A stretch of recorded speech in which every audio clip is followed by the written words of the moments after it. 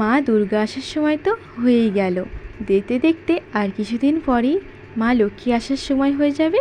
তা আমাদের বাড়িতে এই 2025 সালে প্রথমবার লক্ষ্মী পুজোর একটা উদ্যোগ নেওয়া হয়েছে।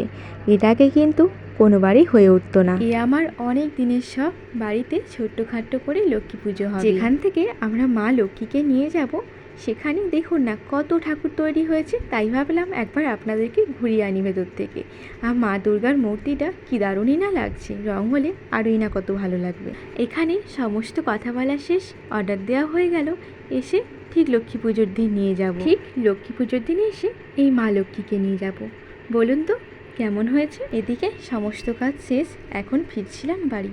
হঠাৎ করে মনে পড়লো কিছু ফুল নেওয়ার আছে আমার। তাই তো এখানে দাঁড়িয়েছি এই দাদার কাছে কিছু ফুল নেওয়ার জন্য। ফুল দোকানে সাজানো ফুলগুলো কতই না সুন্দর লাগে, মনে হয় সব ধরে নিয়ে চলে যায়। বাড়ি ফিরতে ফিরতে ঠিক সন্ধে হয়ে গেল। এবার তো চা খাওয়ার পালা, তাই বাইরে থেকে নিয়ে এসেছি সিঙ্গারা আর ভেজিটেবিল চপ। এবার আরাম করে বসে চা খাওয়া যাবে। এই যে বলতে না বলতে চা রেডি। এবার আমি খুব ভালো মতো করে চা খাই মনোযোগ। তাহলে আজকের জন্য বিদায় নিচ্ছি, আবার আসবো খুব তাড়াতাড়ি নতুন কিছুর সাথে।